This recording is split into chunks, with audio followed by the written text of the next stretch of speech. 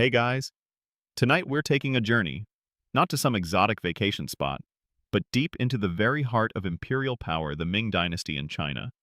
And while you might be picturing glittering palaces, endless silks, and servants fanning you with peacock feathers, let me tell you, if you were a royal in the Ming Dynasty, your life probably sucked. Seriously, forget Instagram-worthy moments of luxury. Think more like a gilded cage, endless rules, and the constant fear of stepping on the wrong silken slipper. Imagine trading your comfy pajamas for layers of heavy, embroidered robes, and your Netflix binge for hours of mind-numbing court etiquette. You'd probably be begging for a break room and a good therapist within a week. So, before you get comfortable, take a moment to like the video and subscribe, but only if you genuinely enjoy what I do here. And hey, if you're listening, drop a comment with your location and the time. It's always wild to see how far these sleepy stories travel. Now, dim the lights, maybe turn on a fan for that soft background hum, and let's ease into tonight's journey together. You find yourself in a world of breathtaking opulence, where silk rustles with every breeze and the scent of exotic spices hangs heavy in the air. Sunlight glints off golden roofs, and intricate carvings adorn every surface. This is the Forbidden City, the very heart of the Ming Dynasty. A sprawling complex of palaces, courtyards, and gardens. And you, lucky you, are a member of the imperial family. Sounds like a dream, right? Well, let's peel back the layers of gold and jade, because being born into this kind of privilege in the Ming Dynasty was often less of a blessing and more of a life sentence to a very elaborate prison. Your birthright, rather than being a ticket to ultimate freedom, is actually your first great burden. From the moment you draw your first breath, your life is not your own. It belongs to the dynasty, to the ancestors, and most importantly, to the emperor.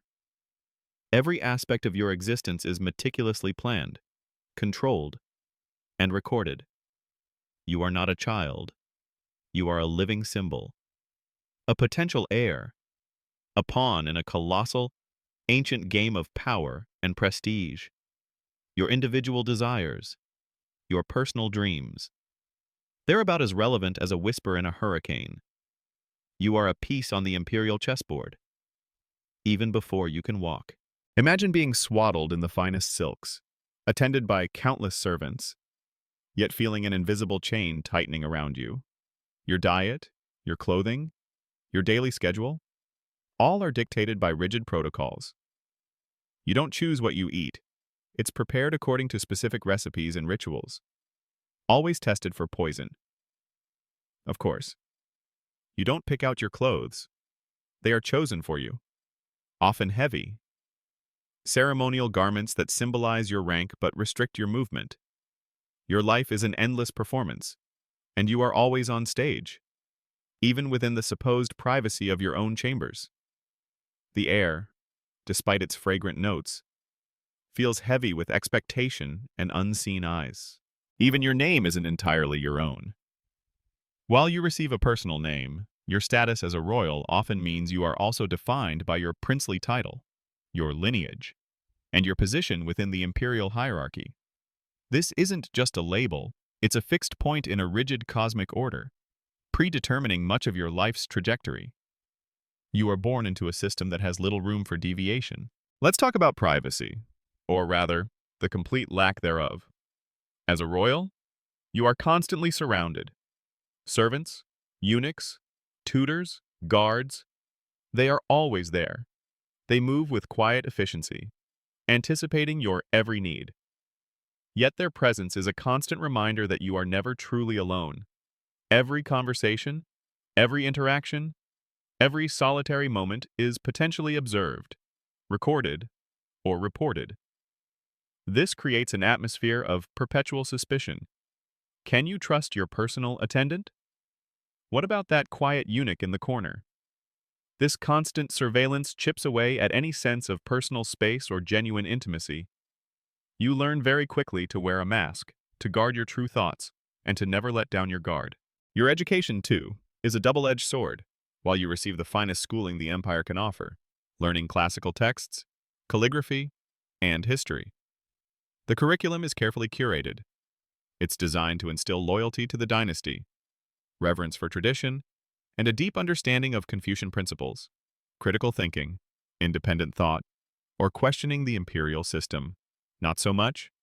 Your learning is meant to reinforce the existing order, not to challenge it. You are taught what to think, not how to think for yourself. It's intellectual training wheels, permanently affixed. The sheer weight of expectation is crushing. From a young age, you are reminded of your duty to the ancestors, to the emperor, and to the vast empire. Your actions reflect not just on yourself, but on your entire lineage. A single misstep, a minor scandal, could bring dishonor to your family and incur imperial wrath. This isn't just about personal reputation. It's about the very legitimacy of the dynasty. Imagine living under that kind of constant, immense pressure, knowing that the smallest error could have devastating consequences not just for you, but for generations. It's like performing a tightrope walk over an abyss, every single day. Perhaps one of the most chilling aspects of your birthright is the proximity to power. While it grants you immense nominal status, it also places you directly in the crosshairs of court intrigue. The emperor, though your father or uncle, is an absolute monarch, capable of astonishing acts of both benevolence and brutality. His favor is fickle, his decisions often unpredictable. One day you might be basking in his approval.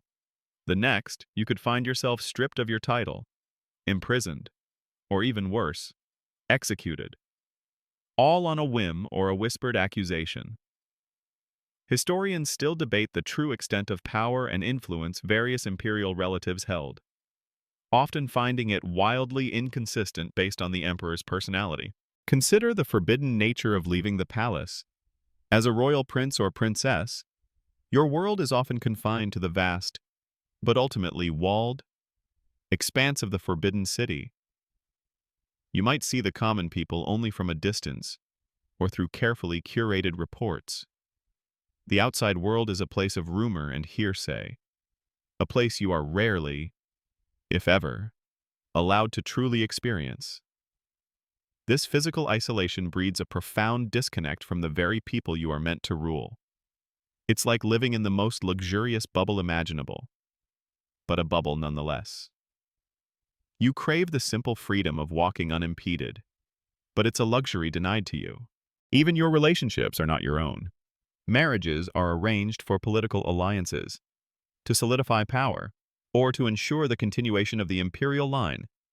Love and personal compatibility are secondary, if they factor in at all. Your spouse is chosen for you, often from a family of suitable rank, and your interactions are governed by rigid etiquette. For a princess, this might mean being sent hundreds or thousands of miles away to marry a distant chieftain, becoming a living bridge for an alliance, far from everything and everyone you know. For a prince, it means taking a principal wife and numerous concubines, not for personal affection, but for the imperative of producing heirs. The sheer boredom of daily life can also be a quiet torment. While you have access to scholars, artists, and endless resources, your activities are largely predetermined. You practice calligraphy, read classics, engage in ceremonial duties. But true intellectual stimulation or passionate pursuits might be stifled by the rigid schedule and the ever-present formality. There's little room for spontaneity, for genuine play, or for exploring your own interests. Every day is a repetition of the last, a meticulously choreographed dance of duty and decorum. It's a life of ultimate luxury, but one devoid of genuine freedom and personal fulfillment. You realize that being a royal in the Ming Dynasty was a paradox. You possessed unimaginable wealth, power, and prestige. Yet you were simultaneously a prisoner of your own birthright. Your life was an elaborate performance, your desires secondary to the needs of the state, and your very existence overshadowed by the constant threat of imperial whim and court intrigue. The golden cage might have looked magnificent from the outside, but for those within, it was a life of stifling constraint and endless, silent anxieties. The soft hum of your fan now sounds less like comfort and more like a gentle reminder of the constant, oppressive air within those imperial walls. You've tasted the bitter irony of being a royal in the Ming Dynasty, where your birthright felt more like a burden than a blessing. Now, let's talk about your home, the Forbidden City. This isn't just a palace, it's a colossal, meticulously designed, and utterly inescapable cage. Imagine living in a place so vast and so strictly governed that stepping outside its walls without explicit imperial permission could be a capital offense. Your world, for all its splendor, is effectively reduced to a few square miles of meticulously manicured stone, wood, and silk. As you awaken each morning within your lavish chambers, the silence of the Forbidden City is almost deafening, broken only by the distant calls of birds or the rustle of silk as your attendants begin their day. This profound quiet underscores your isolation.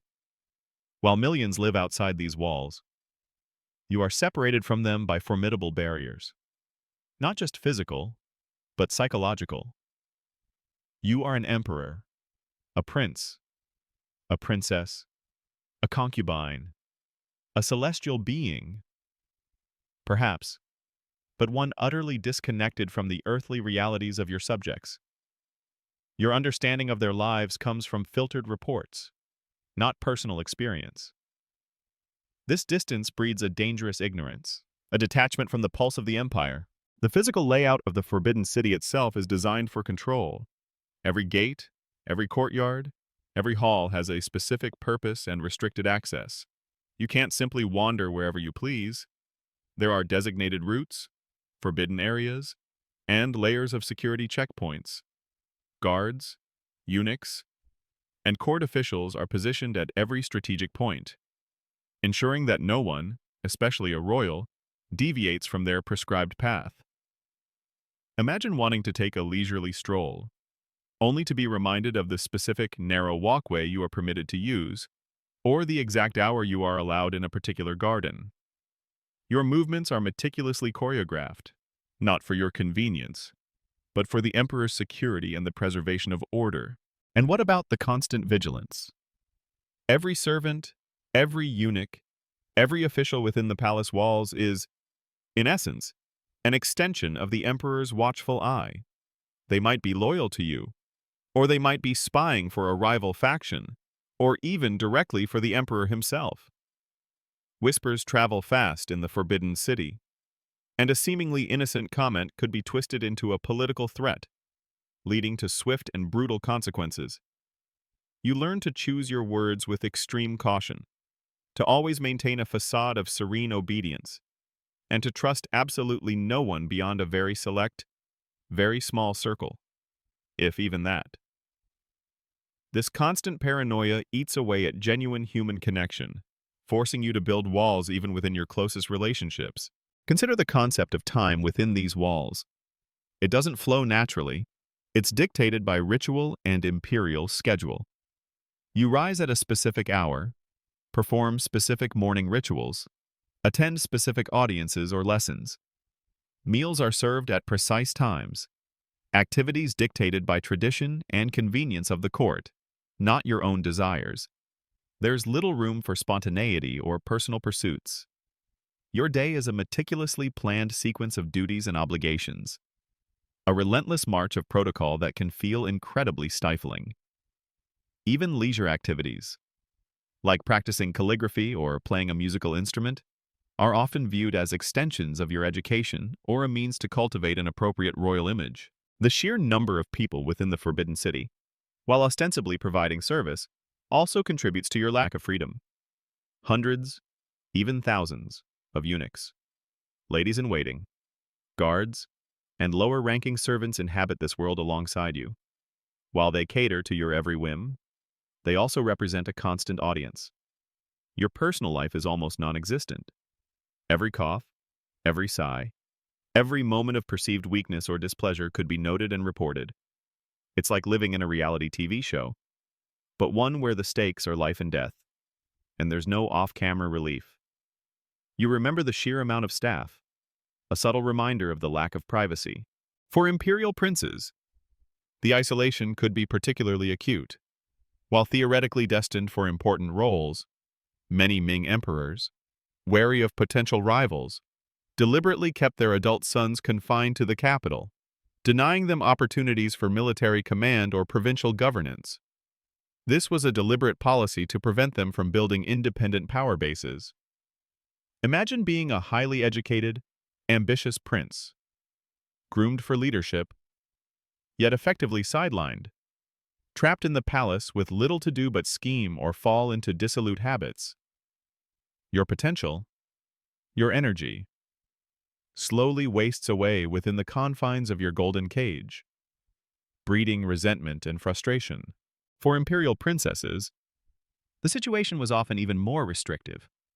After marriage, they might be sent to live in separate palaces within the Forbidden City, or in their own isolated compounds in the capital, often with severe limitations on their movements and interactions. They were instruments of alliance, tokens of imperial favor, but rarely wielded true power. Their lives were dedicated to producing heirs and maintaining their husband's lineage, all while remaining under the emperor's watchful eye. Their primary purpose was procreation and upholding modesty, not independent action. Historians still debate the extent to which imperial princesses could exert informal influence through their male relatives, but direct power was undeniably limited. The architectural design itself reinforces the hierarchical and controlled nature of life. The grand halls, the imposing gates, the vast courtyards, they are built to inspire awe and to demonstrate the emperor's absolute power. You are a part of this grand statement, a living ornament in a magnificent, yet impersonal, machine. Even your personal living quarters, while luxurious, are likely designed for function and symbolic importance, rather than genuine comfort or privacy.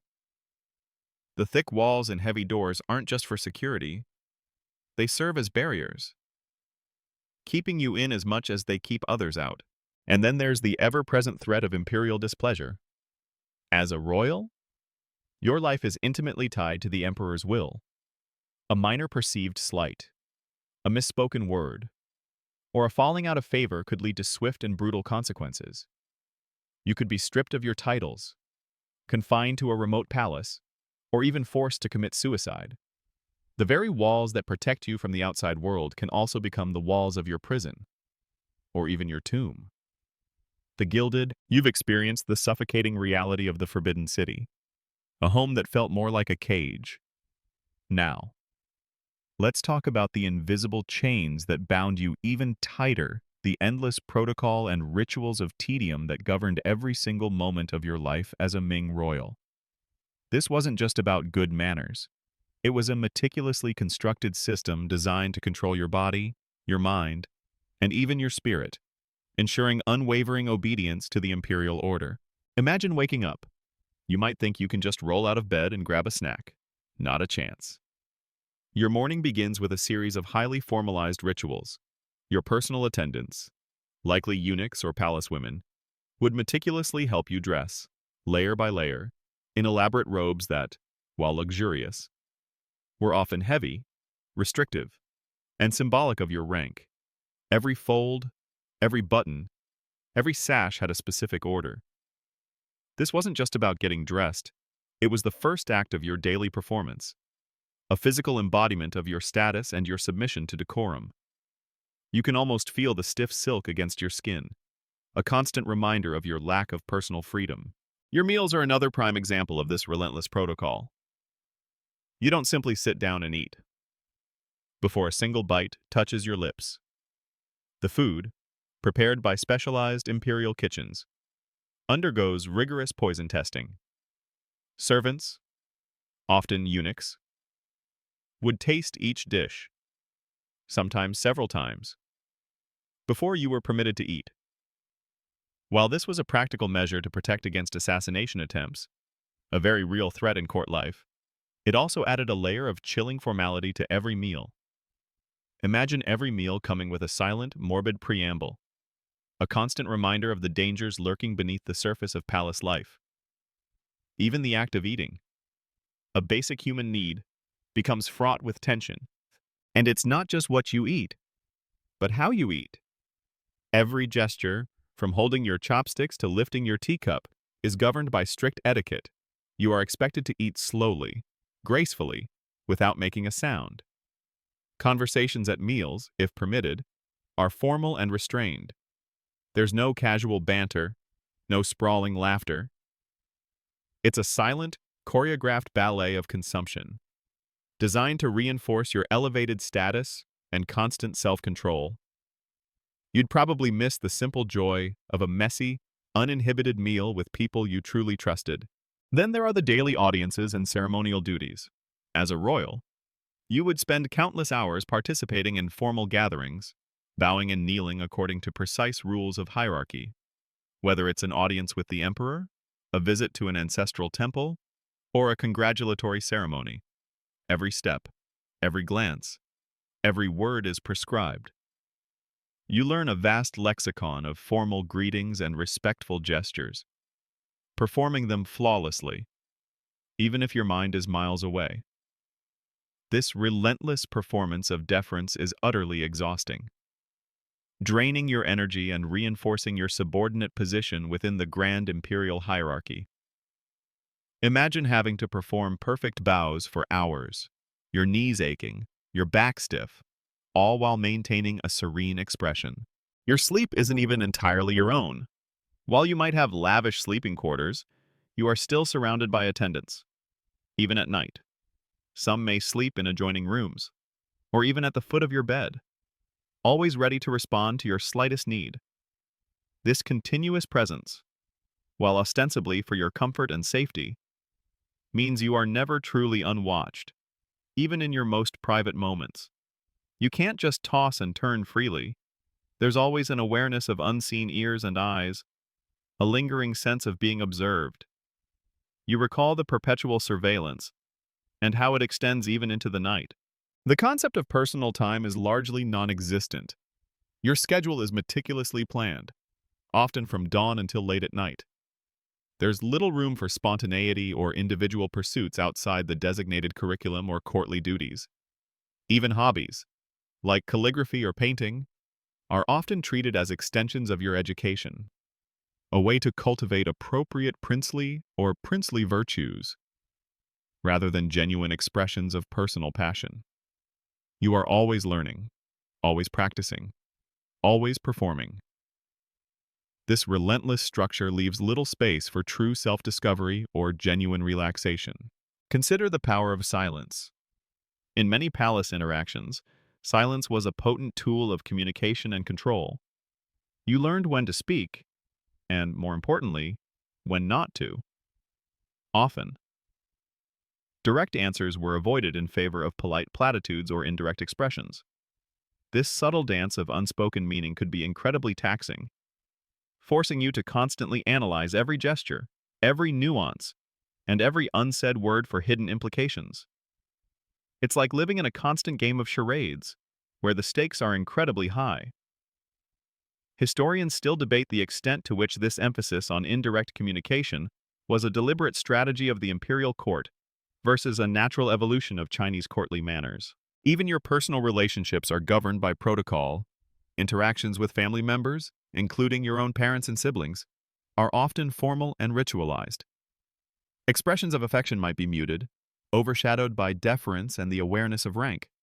You might spend limited time with your children, who would also be raised primarily by wet nurses and eunuchs, continuing the cycle of detachment.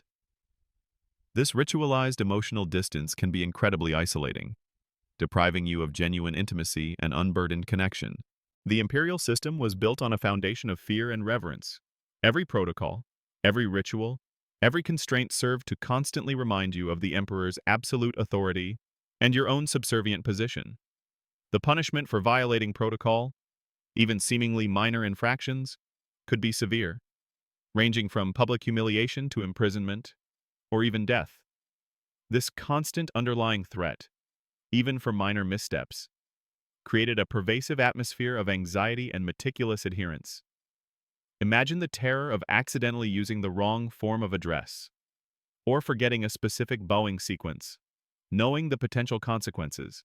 And it's not just what you do, but what you don't do. You are forbidden from many activities that common people take for granted. You cannot engage in trade, pursue a common profession, or even travel freely. Your life is entirely dependent on the imperial stipend and the generosity of the emperor. This financial and personal dependency is another subtle, yet powerful form of control, ensuring you remain tethered to the imperial system. You are a golden bird in a very large, very luxurious, but very inescapable cage. This relentless adherence to protocol could lead to a profound sense of boredom and ennui. Despite the outward splendor, your life could feel profoundly empty, devoid of genuine purpose or passion beyond the performance of duty. The constant repetition of rituals, the lack of personal agency, and the emotional suppression could lead to a quiet despair, a feeling of being a prisoner in your own opulent existence. It's a life where every need is met, every comfort provided, but true freedom, true self, is systematically eroded by the very system that elevates you. You realize that the privileges of being a Ming royal were inextricably linked to a life of stifling constraint. Every silk robe, every gourmet meal, every attentive servant came with a hidden price: the erosion of your personal freedom, the constant vigilance, and the relentless demands of an all-encompassing imperial protocol. The very air you breathed within those gilded walls was thick with expectation and the silent weight of tradition, pressing down on your shoulders, day after tedious day. You've felt the crushing weight of protocol, the invisible chains of etiquette. But now, let's introduce another omnipresent, and often terrifying, force in your royal Ming life: the eunuchs. These aren't just servants. They are a vast, complex, an incredibly powerful bureaucracy that permeates every corner of the Forbidden City. You live under their silent watch, and their loyalty is a constantly shifting, often deadly, unknown. Imagine walking through a palace courtyard. You see them everywhere: quiet, watchful figures, usually dressed in dark robes, moving with a peculiar efficiency. They are the eunuchs, men who, at a young age, underwent castration to serve the imperial household. This act, a brutal and often fatal ritual in itself, marked them as forever separate from the outside world, bound solely to the emperor and the palace. Their lack of family ties was theoretically meant to ensure their unwavering loyalty to the throne. But in practice, it often created a fiercely self-serving power base. You can almost feel their silent scrutiny, a prickle on the back of your neck as they observe your every move. Their power stems from their unique access to the emperor and the imperial family, while outside officials, the literati bureaucrats, were kept at a distance. Eunuchs lived and worked within the inner palace, controlling access to the emperor, managing his personal affairs, and even overseeing his private treasury. This proximity to ultimate power gave them immense, unofficial influence. They could relay messages, filter information, or subtly shape the emperor's perceptions. A whispered word from a trusted eunuch could elevate a favorite or ruin a rival. As a royal, you are constantly interacting with eunuchs. They are your personal attendants, your tutors, your messengers, your guards, and even, at times, your confidants. But can you truly trust them? That's the terrifying question that hangs in the air like a thick, unseen fog. Eunuchs often formed powerful factions, loyal to specific imperial consorts, princes, or even other eunuchs. Their loyalties were constantly shifting, driven by ambition, greed, and self-preservation. A eunuch who seemed friendly and devoted one day could be reporting your every perceived transgression to a rival faction or, worse, directly to the emperor, leading to your downfall. Consider the power of the Directorate of Ceremonial. This was the most powerful eunuch agency, responsible for managing virtually all imperial affairs. from scheduling audiences to overseeing imperial edicts. Its head eunuch could effectively control the flow of information to and from the emperor, acting as a gatekeeper to ultimate power. Imagine trying to get a message to the emperor, or requesting a favor, only to find yourself at the mercy of a eunuch who might have his own agenda. This created a layer of bureaucracy that was both indispensable and incredibly dangerous. Historians still debate the precise balance of power between eunuchs and the scholar bureaucrats, with some periods seeing eunuchs wielding near absolute authority. One particularly disturbing aspect of eunuch power was their involvement in the secret police networks, like the embroidered uniform guard, Jin Yue, and the Eastern Depot Dongchang. These were instruments of imperial surveillance and repression, but they were often controlled by powerful eunuchs.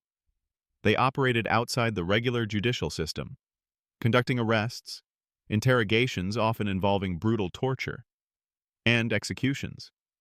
As a royal, you were not immune to their reach.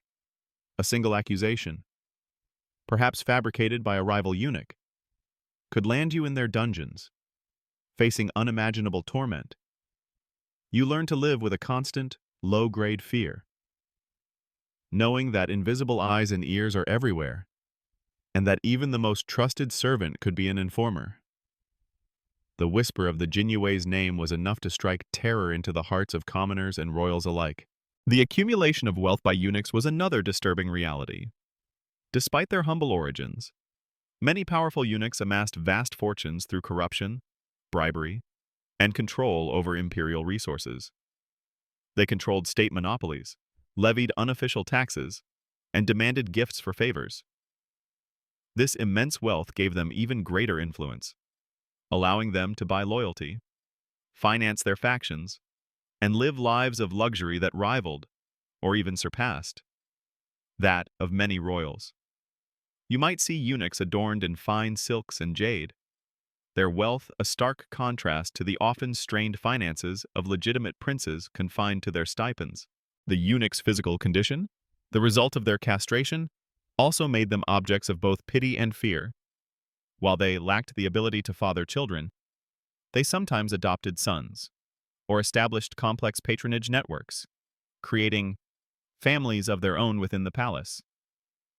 This unique social structure, combined with their political power, made them a truly unique and often unsettling force in the Forbidden City.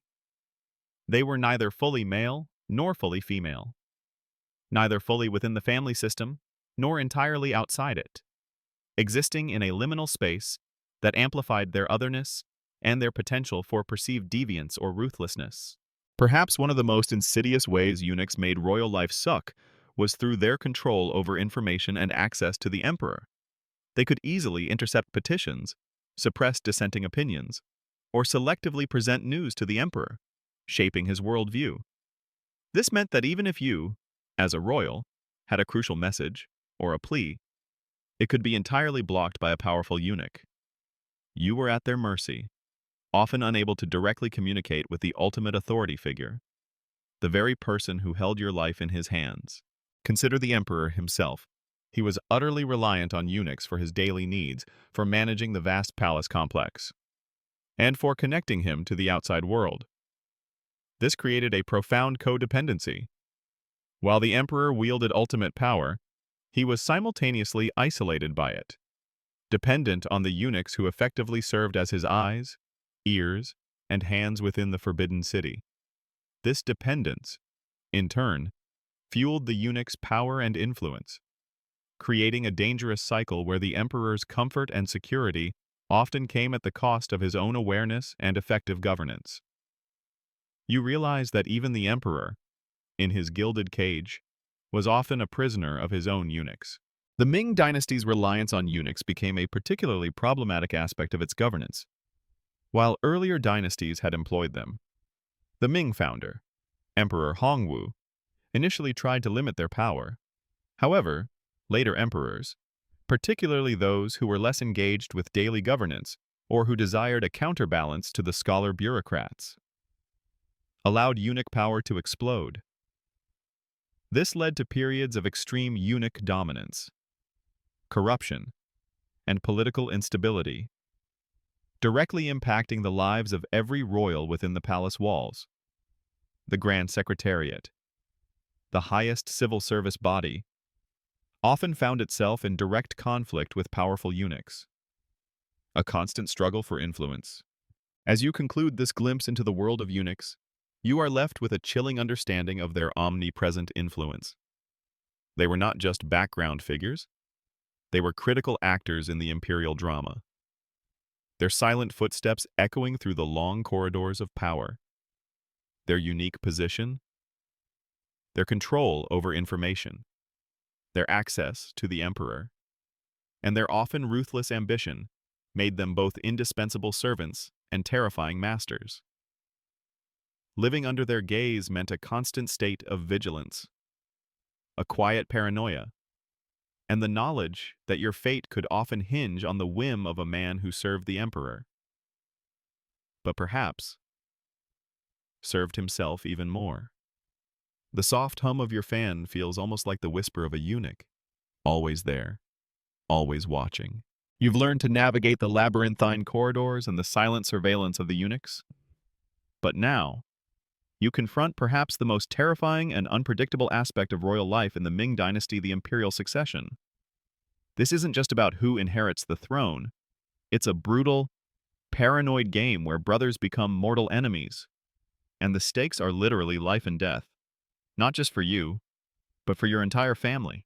Imagine the emperor is aging, or perhaps, tragically, has fallen ill. Immediately, the atmosphere in the Forbidden City shifts. A palpable tension descends, thick and suffocating. Whispers proliferate like wildfire. Every glance, every gesture, every meeting is scrutinized for hidden meaning. The court becomes a dangerous chessboard, and you, as a prince, are a central, vulnerable piece. The goal, to position yourself, or your favored son, as the heir apparent, the next crown prince or Taizé. But this isn't a democratic election.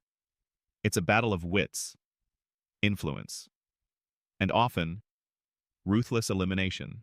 The most coveted position is that of the legitimate eldest son of the empress. He is, by tradition, the rightful heir. But tradition, in the Ming Dynasty, often bent to the will of the emperor and the machinations of the court. If the empress had no son, or if her son died young, or if the emperor simply preferred a son by a favored concubine, the succession could become a chaotic, bloody free-for-all. Imagine being the legitimate eldest son, living under the constant fear that your very existence might be an inconvenience to your father, the emperor, or a target for your ambitious half-brothers. Your life is a constant tightrope walk, where falling means total destruction. Your half-brothers, born of different concubines, are not just siblings, they are your rivals. While outwardly you might maintain a facade of familial harmony, beneath the surface lies a simmering cauldron of jealousy, ambition, and suspicion. Each prince has his own retinue of eunuchs, his own faction of officials, and his own network of spies. They are all vying for the same prize, the Dragon Throne.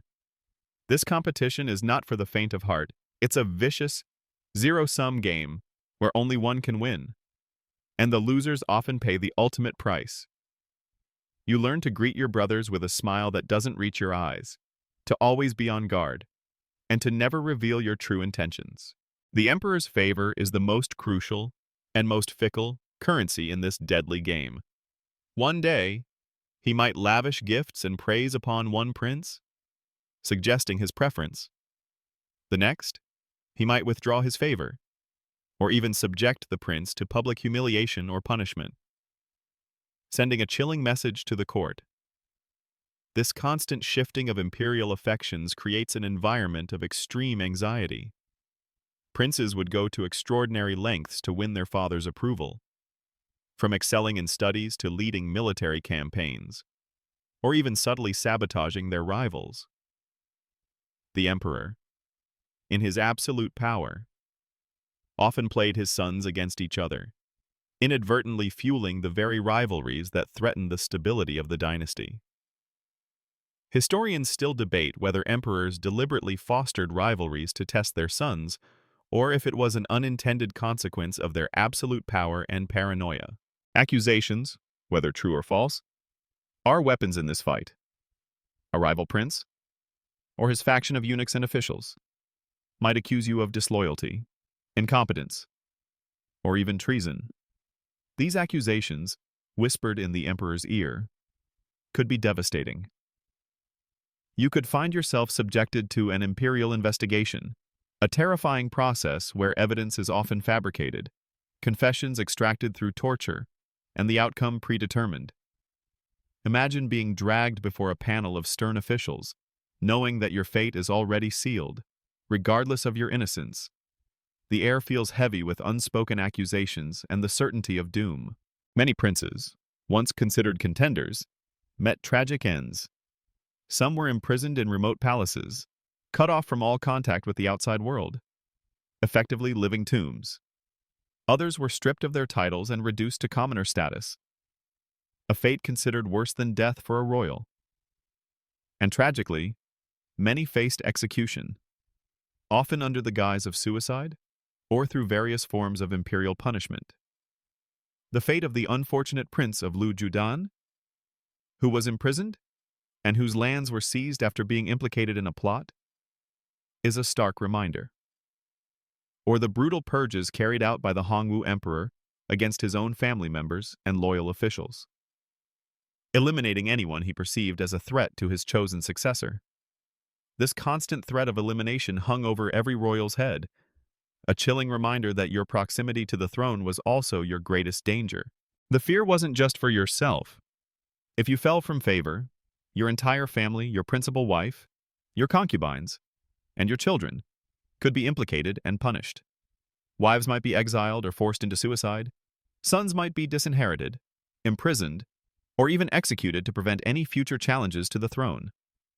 This collective punishment amplified the terror of the succession struggle, forcing you to constantly consider the devastating consequences of your actions, not just for yourself, but for everyone you held dear. Even if you were not a direct contender for the throne, perhaps a more distant imperial relative, your life still sucked. Many imperial princes, once they reached adulthood, were granted princely titles and vast estates. Sounds good. Right. But there was a catch: they were often forbidden from leaving their designated princely estates without imperial permission, and were explicitly prohibited from participating in central government affairs.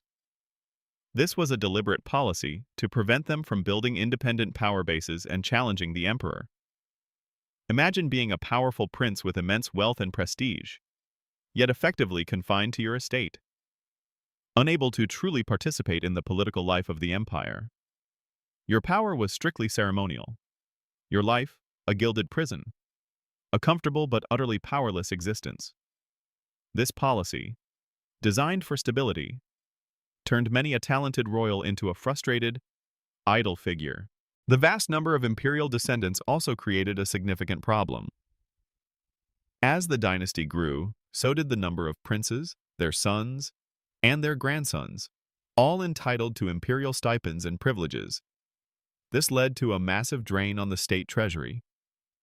By the late Ming, there were so many imperial relatives that their support consumed a significant portion of the national budget. This put immense pressure on the common people, who bore the tax burden, and also created a vast, stagnant pool of privileged but ultimately unproductive royals, many of whom never left their estates. Their lives a cycle of leisure and endless boredom, unable to contribute meaningfully to the empire.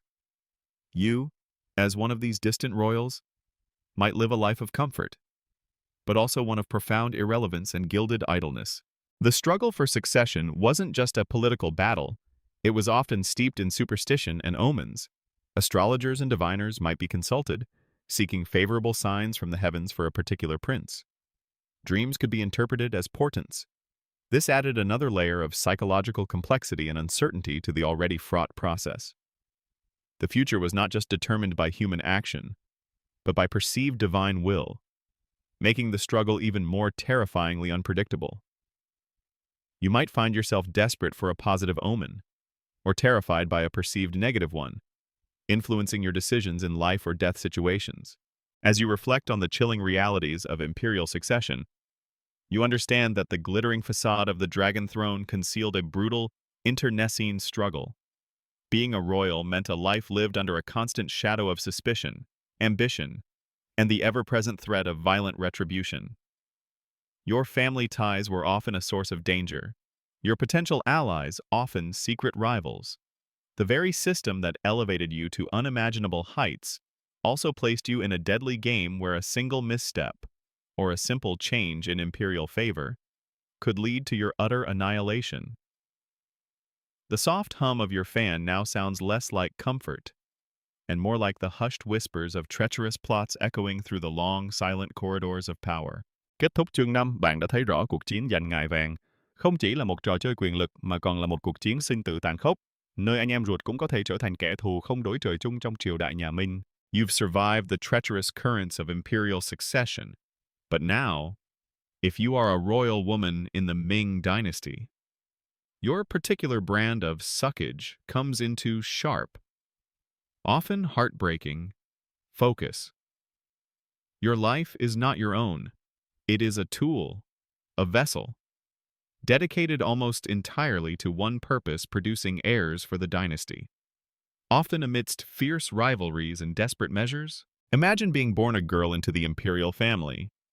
Your education, unlike that of your brothers, is largely confined to domestic arts, needlework, and the rigid protocols of court etiquette.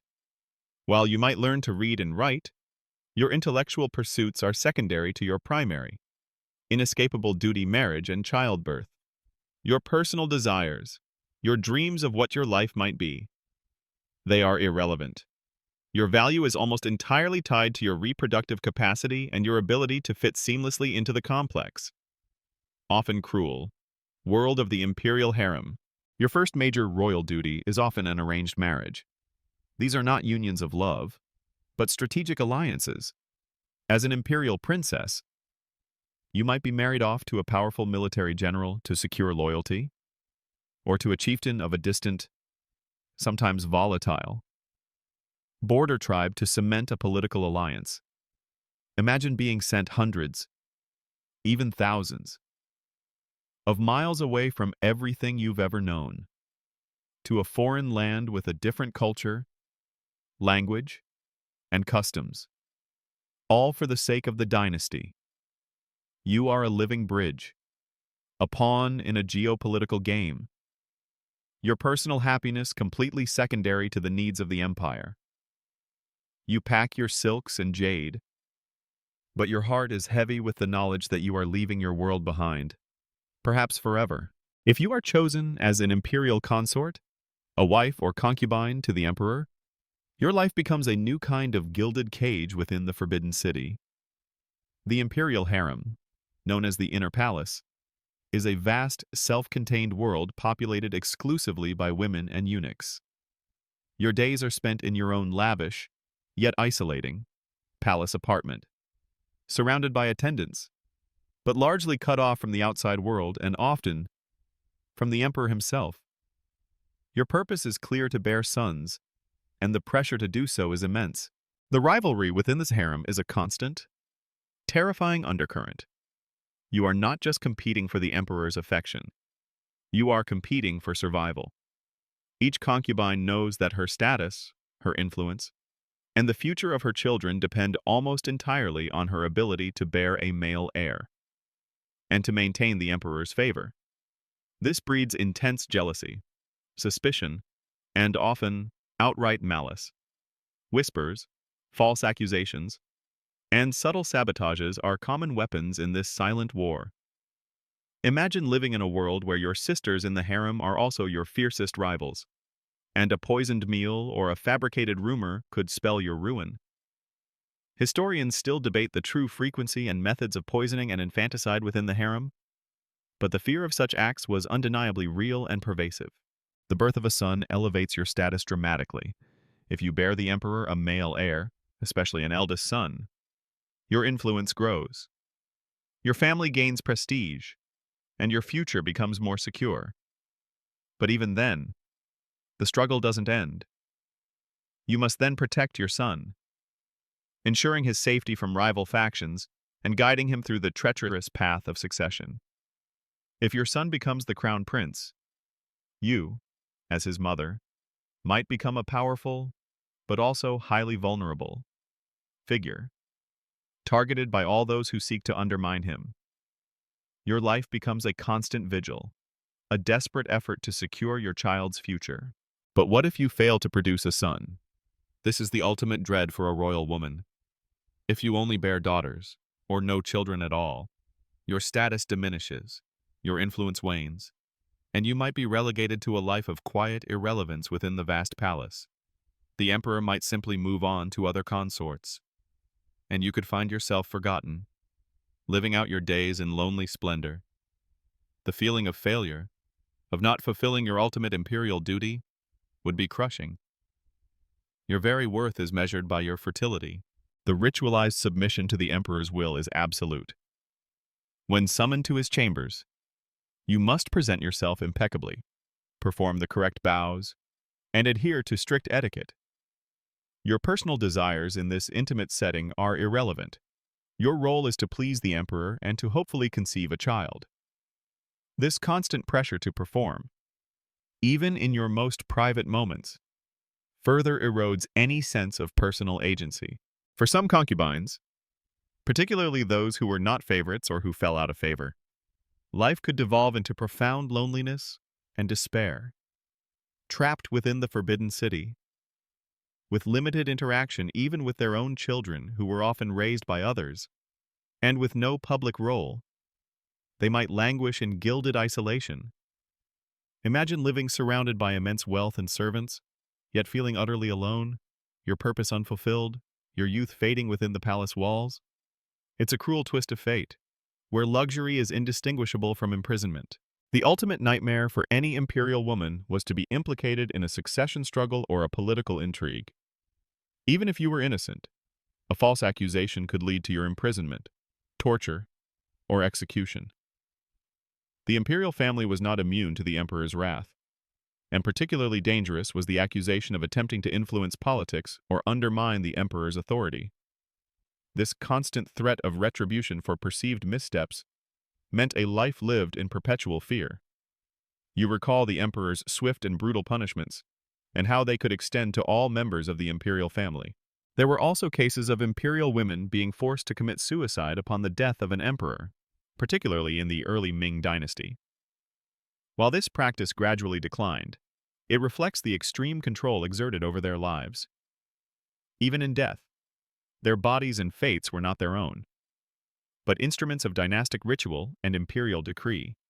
Imagine the chilling prospect of a beloved empress or concubine being expected to follow her emperor into death, a final, horrifying act of loyalty. The life of a royal woman in the Ming Dynasty was a paradox of immense privilege and profound constraint. You lived in unparalleled luxury, yet your existence was dictated by a relentless pursuit of heirs, shadowed by ruthless rivalries, and always vulnerable to the emperor's unpredictable will. Your beauty, your intelligence, your dreams, all were secondary to your biological function. You were a precious, fragile instrument of dynastic continuation, and your worth was constantly being weighed against your ability to produce the next generation of imperial sons. The rustle of your silk robes, once a symbol of prestige, now feels like the soft whisper of a life not fully your own. You've witnessed the intense, often brutal, pressures of succession and the heartbreaking constraints placed on royal women. Now, let's turn our attention to your mind, or rather, how it was meticulously shaped and controlled through intellectual chains in the Ming Dynasty. While you received the finest education money could buy, it was a curriculum designed not to foster genuine curiosity or critical thinking, but to instill unwavering loyalty, reinforce imperial ideology, and maintain the rigid social order. Imagine your days as a young prince or princess. You are surrounded by the most esteemed scholars of the empire, renowned for their mastery of classical texts. Your classrooms are lavish, filled with exquisite calligraphy scrolls and ancient artifacts. You are taught to read and write complex characters, to compose poetry, and to understand the vast history of China. This sounds like an intellectual paradise, right? But it comes with a hidden cost: conformity. Every lesson, every text, every discussion is ultimately aimed at making you a loyal, obedient subject of the emperor and a staunch defender of the Ming dynasty. The core of your education is the 4 books and 5 classics, the bedrock of Confucian philosophy. You spend countless hours memorizing these texts, analyzing their commentaries, and internalizing their moral precepts. You learn about filial piety, loyalty to the ruler, the importance of harmony, and the strict hierarchy of society. These texts are presented not as subjects for debate, but as absolute truths, the unassailable wisdom of the ancients. Your task is to absorb, not to question. Imagine dedicating your formative years to memorizing thousands of characters and complex philosophical arguments, knowing that genuine intellectual exploration beyond these prescribed boundaries is discouraged, if not outright forbidden. Calligraphy and painting are also central to your education. But even these artistic pursuits are governed by tradition and expectation. You learn to write in established styles, to emulate the masters of the past, and to produce works that reflect aesthetic ideals sanctioned by the court. While you might develop technical skill, true artistic innovation or rebellious expression is unlikely to be encouraged. Your art, like your intellect, is a reflection of imperial taste and values, not a pure outlet for individual expression. Imagine spending hours meticulously replicating brushstrokes, striving for perfection within defined artistic boundaries, knowing that true originality might be seen as eccentricity, or worse, a sign of disloyalty. Your tutors, while highly learned, are also carefully selected for their loyalty and their adherence to orthodox Confucian thought. They are not there to encourage you to challenge authority or think outside the box. Their role is to transmit approved knowledge and to mold your character according to imperial ideals. They would subtly, or sometimes not so subtly, steer you away from dangerous ideas or unorthodox interpretations. You learn to self-censor, to anticipate the approved answer, and to suppress any genuine intellectual doubts you might harbor. Historians still debate the extent to which private tutors might have subtly introduced more nuanced or critical perspectives, but open dissent was certainly rare. Access to outside knowledge is severely restricted. You are unlikely to read foreign texts, philosophical treatises from other cultures, or even unofficial histories that might present a less flattering view of the dynasty. Information is carefully controlled, filtered through the imperial bureaucracy and the eunuch networks. This intellectual isolation creates a narrow worldview, making it difficult for you to truly understand the complexities of the vast empire you are meant to inherit or rule. You are taught about the barbarians outside the Great Wall, but rarely given a chance to truly understand them beyond official stereotypes. Consider the official history writing. Every dynasty meticulously compiled its own history, often designed to legitimize its rule and portray previous dynasties in a less favorable light. You are taught this official narrative, this curated version of the past, which emphasizes the mandate of heaven, the wisdom of the emperors, and the glorious achievements of the Ming. Critical analysis of historical events, or questioning the narratives, is not part of the curriculum.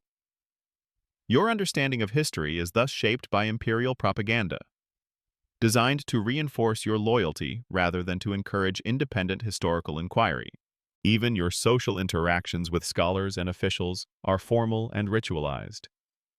Discussions are often polite exchanges of classical allusions and pre-approved wisdom, rather than genuine intellectual debates. You are expected to demonstrate your mastery of the classics and your adherence to Confucian virtues, not to engage in groundbreaking philosophical arguments. This constant performance of intellectual conformity stifles genuine intellectual curiosity and the free exchange of ideas. The ultimate goal of this intellectual conditioning is stability and continuity.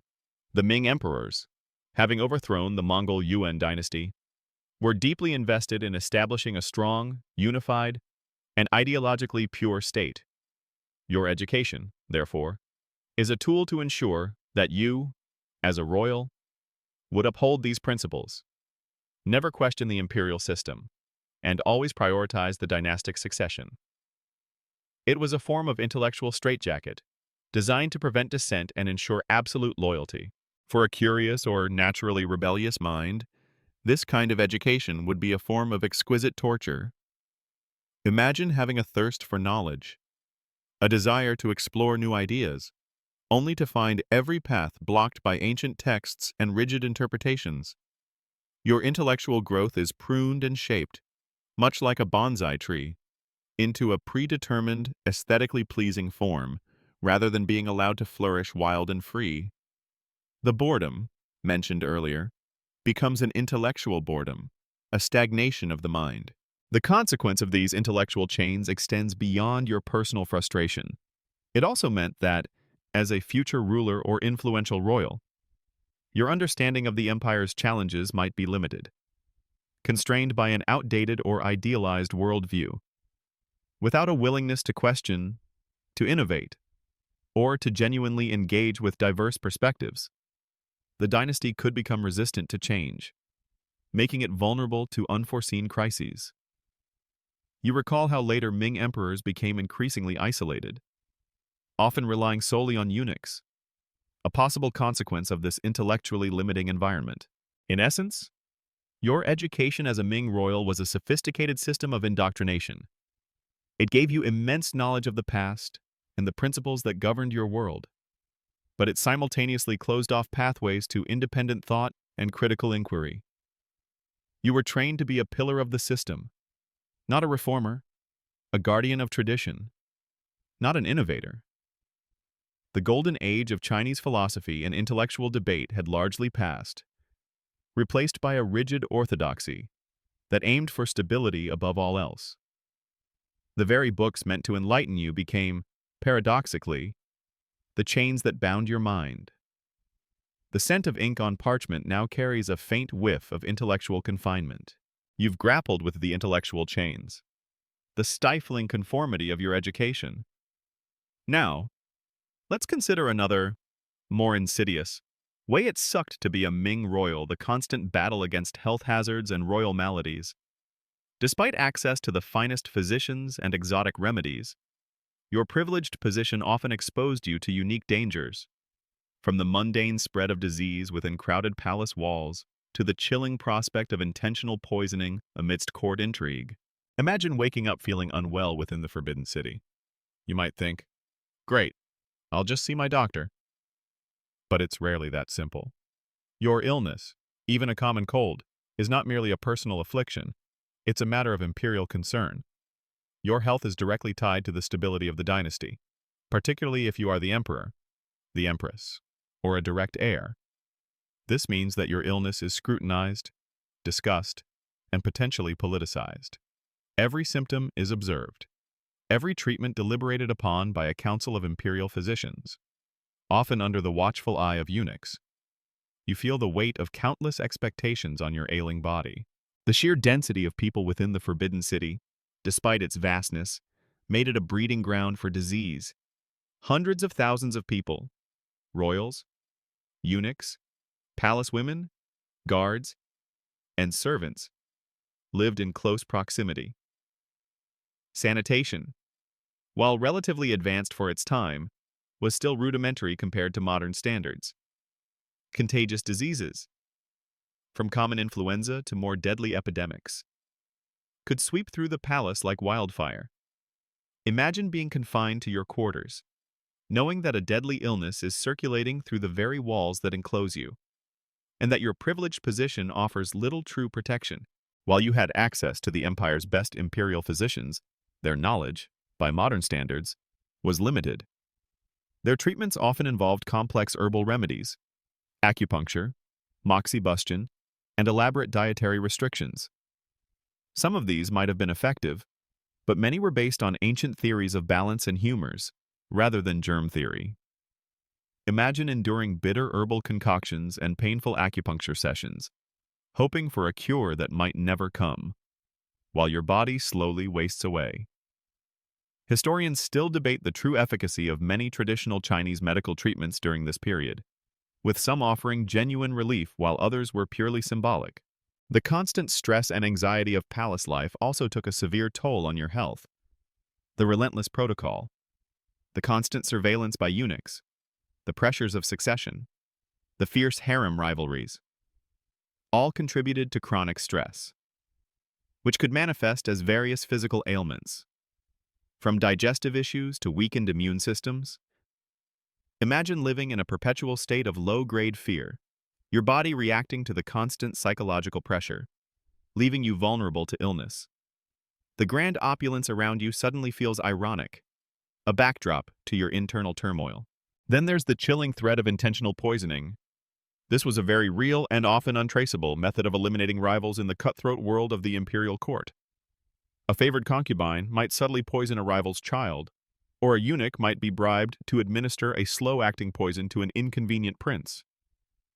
The imperial physicians, despite their skills, might be unable to detect the poison, or might even be complicit. Every meal, every drink, every seemingly innocent gift could be a potential vehicle for your demise. You recall the rigorous poison testing on food, but what about the tea, the wine, or the medicines? This pervasive paranoia meant that even your path to recovery could be a path to your grave. You learn to eye every dish with suspicion, every cup of tea with trepidation, and trust no one. Consider the emperor's own health. His well-being was paramount, but his lifestyle was often detrimental. Many Ming emperors, particularly in the later dynasty, became increasingly isolated, indulged in excessive pleasure, or became obsessed with Taoist alchemy, consuming dangerous elixirs believed to grant immortality. These elixirs often contained heavy metals like mercury and lead, leading to severe poisoning, madness, and premature death. Imagine being the emperor, desperately seeking eternal life, only to slowly poison yourself with the very compounds you believed would save you. This imperial obsession with immortality often directly contributed to their physical and mental decline, impacting the entire dynasty. For royal women, childbirth was an extremely perilous event. Despite the best care, maternal mortality rates were high, and complications during delivery could easily lead to death or chronic health problems. Every pregnancy was a gamble, a life-threatening ordeal, even more so when the pressure to produce a male heir added immense stress. You remember the focus on royal women producing heirs. This physical danger was the price of that duty. The lack of modern hygiene practices also played a significant role. While palaces were cleaned regularly, basic understanding of germ transmission was non-existent. Public baths were uncommon, and personal hygiene, while practiced, wasn't rigorous enough to prevent widespread illness. Waste disposal, though managed, would still contribute to unsanitary conditions. Imagine living in a world without antibiotics, without modern sanitation, where a simple cut could become infected, or a common fever could turn deadly. Finally, the isolation of the imperial family meant they were often less exposed to common pathogens in childhood, making them potentially more vulnerable to certain diseases when they did strike. While their wealth allowed for better nutrition and comfort, it also created an epidemiological bubble that, when burst, could lead to more severe outbreaks. You might have been protected from the common illnesses of the streets, but those that did breach the palace walls often found a less prepared population. As you reflect on this fragility of royal health, you realize that the golden cage, for all its splendor, offered little true protection from the most fundamental threats to human existence. The finest physicians and exotic remedies were often powerless against the invisible enemies of disease and the insidious machinations of poisoning. Your privileged birth, far from guaranteeing robust health, paradoxically exposed you to unique vulnerabilities, making every sniffle a cause for quiet alarm, and every fever a potential harbinger of doom. The soft hum of your fan now feels like a gentle, rhythmic reminder of the constant, quiet anxiety of life lived on the razor's edge of health. You've battled the hidden dangers of disease and the constant threat of poison. Now, let's talk about another seemingly beneficial, yet profoundly restrictive, aspect of being a Ming royal: your financial traps and the paradox of wealth. While you possessed unimaginable riches, your vast fortune was often tied to a system that bred corruption, stifled individual enterprise, and created a pervasive sense of gilded dependency. Imagine yourself as an imperial prince, granted a magnificent princely estate, complete with sprawling lands, loyal retainers, and a substantial annual stipend from the imperial treasury. Sounds like ultimate financial freedom, doesn't it? Well, not quite. Your wealth, while immense, was largely fixed and inflexible. You were a recipient of imperial largesse, not a creator of wealth. You couldn't just start a thriving business, invest in lucrative ventures, or engage in widespread trade like a common merchant. Such activities were often deemed beneath your imperial dignity, or worse, seen as a dangerous accumulation of independent power.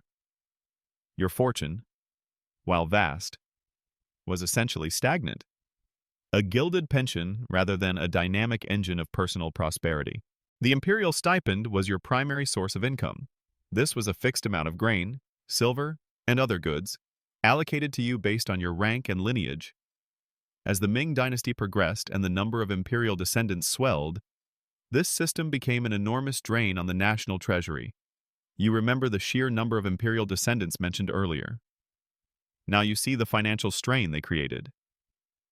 The court often struggled to pay these stipends in full or on time, especially during periods of economic hardship or political instability. Imagine being a prince, surrounded by luxury, yet constantly worrying if your allowance would arrive, or if the quality of the grain provided would be sufficient to feed your vast household.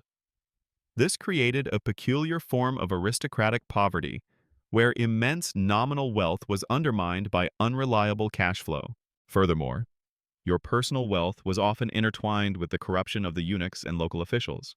While theoretically in control of your estates and revenues, you might find that eunuchs assigned to oversee your affairs were siphoning off funds, or that local officials were skimming taxes that should have gone to your princely coffers. Challenging them could be dangerous, as these powerful figures often had direct lines to the emperor, or were part of formidable court factions. You learned to live with a certain amount of theft, a quiet exasperation at the constant pilfering that chipped away at your fortune, knowing that direct confrontation could invite more trouble than it was worth. The sheer cost of maintaining your royal status was also a significant burden. Your palatial residence required constant upkeep. Your vast retinue of servants and guards demanded wages, and your ceremonial duties necessitated lavish robes, expensive gifts, and elaborate banquets. Even if your stipend was paid in full, a significant portion of it would be consumed by the sheer expense of being a royal. This meant that while you had access to luxury, you might have little disposable income for personal pursuits or genuine investments. Your wealth was a responsibility, not a freedom. And then, there's the prohibition on independent travel and economic activity. As a Ming prince, you were often confined to your princely estate, strictly forbidden from participating in trade or engaging in common economic pursuits. This policy, designed to prevent powerful princes from building regional power bases, also effectively crippled your ability to truly generate or manage your own wealth. Your economic destiny was entirely dependent on the imperial system, making you a financial prisoner of your own rank. Imagine being a shrewd businessman trapped in a gilded cage, unable to use your talents to truly prosper or contribute to the broader economy. The practice of granting imperial land to princes and their descendants further complicated matters. While these lands provided revenue, they often came with a heavy administrative burden and the risk of local disputes. Moreover, the sheer accumulation of tax-exempt imperial lands across the empire by the late Ming period put immense pressure on commoners, who bore a disproportionate share of the tax burden, and on the central government's revenues. Your princely wealth, therefore, was tied to a system that was slowly, but surely, destabilizing the entire dynasty. You were a part of the problem, a luxurious parasite on the national economy, even if you didn't intend to be. The lack of financial transparency within the imperial system also played a role. The imperial treasury. The accounts of various eunuch agencies, And the revenues from princely estates were often opaque and susceptible to manipulation. This lack of clear accounting made it difficult for anyone, even the emperor, to truly grasp the financial health of the empire or to curb the rampant corruption that siphoned off vast sums.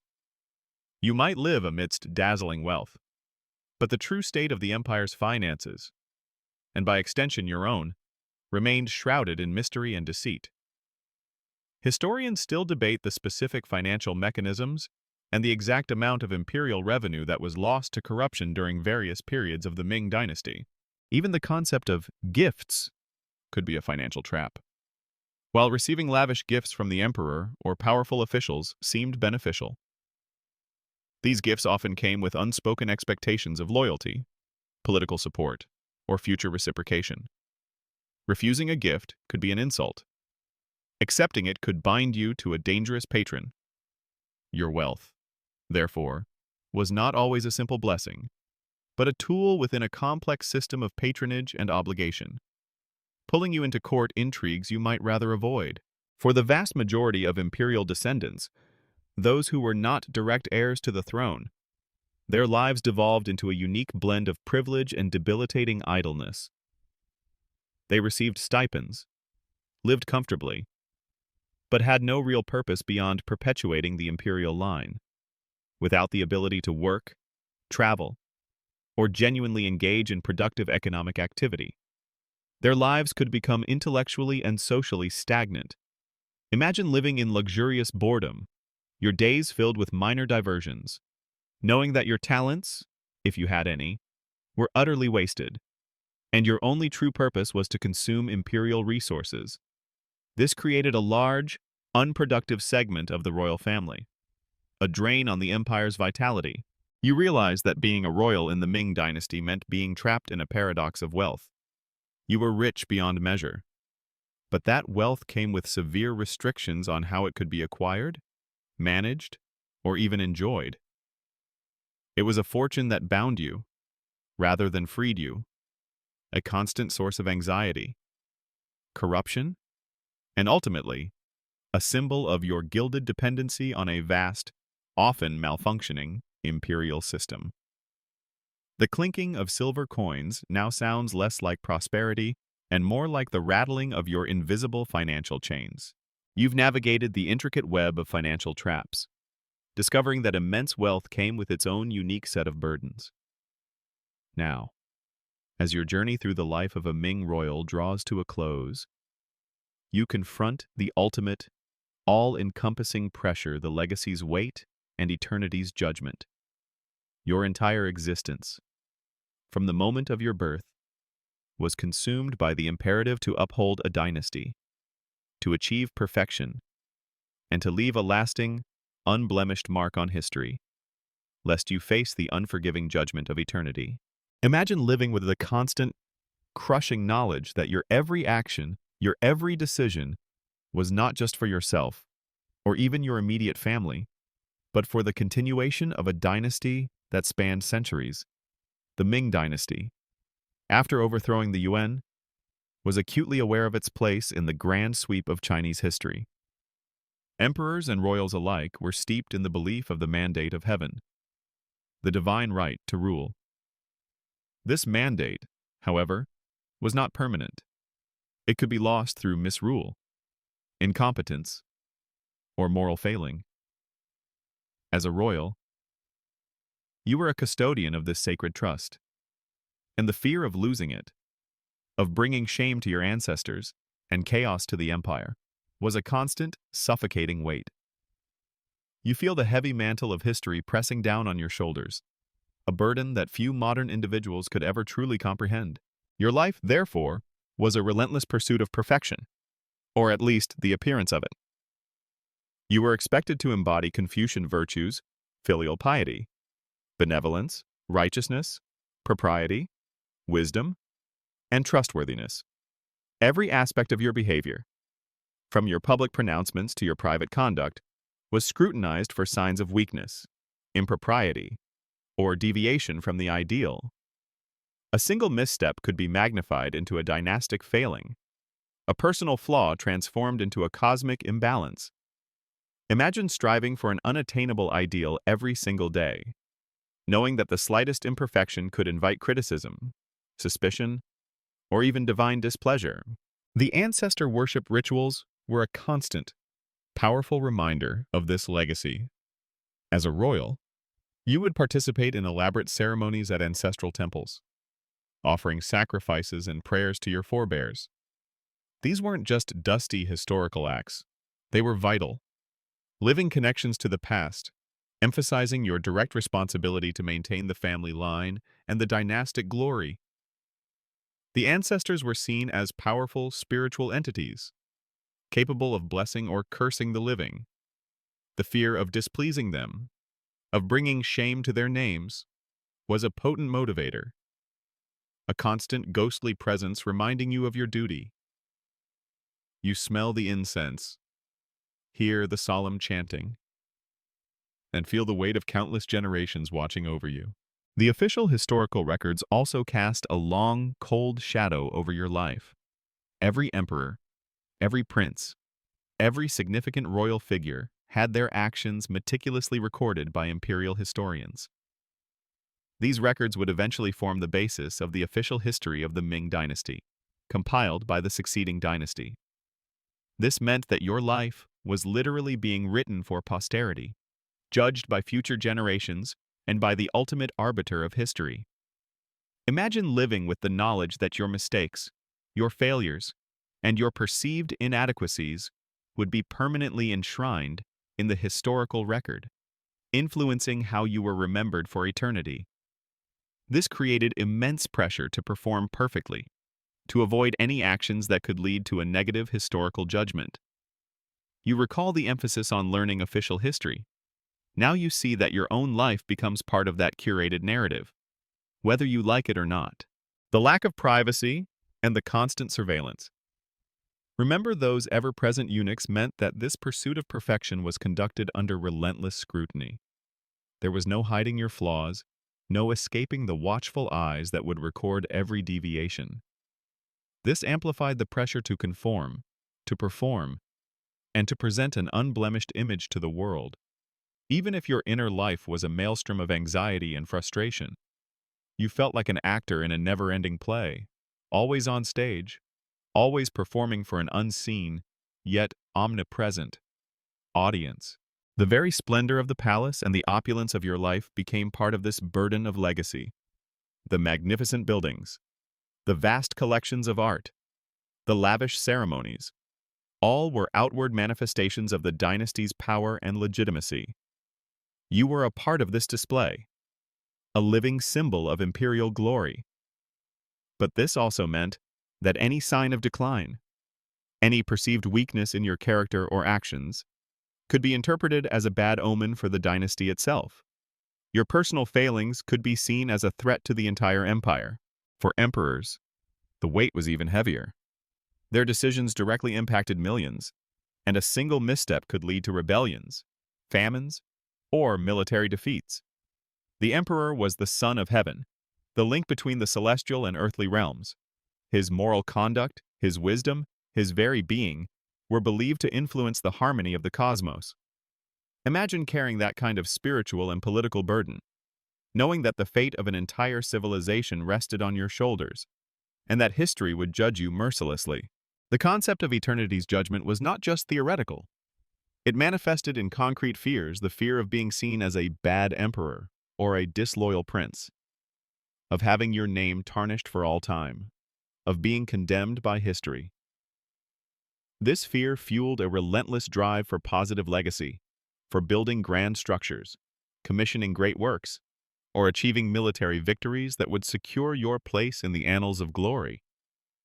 You were not just living your life, you were constantly writing your own epitaph. Even your death was a ritual steeped in the weight of legacy. Your tomb, if you were an emperor, would be a magnificent, meticulously planned complex, a lasting monument to your power and your place in the dynastic lineage. Every detail, from the layout of the burial chambers to the precious grave goods, was designed to ensure your comfort in the afterlife and to project an image of enduring imperial majesty to future generations. Your final resting place was not just a grave, it was a carefully constructed statement of your historical significance. Historians still excavate and analyze these vast imperial tombs, revealing the immense resources and spiritual beliefs invested in eternal legacy. As the final echoes of the Ming dynasty fade, you are left with a profound understanding of the royal burden. Their lives, for all their outward splendor, were a relentless struggle against protocol, surveillance, political intrigue, and the constant crushing weight of historical and ancestral judgment. They lived in a golden cage, not just physically, but intellectually, emotionally, and spiritually, driven by an unyielding imperative to uphold a legacy that was both their greatest privilege and their greatest curse. Their personal dreams were sacrificed at the altar of dynastic continuity, their lives a performance for eternity. The soft hum of your fan now sounds like the quiet, relentless ticking of the clock of history, counting down to a judgment that none could escape.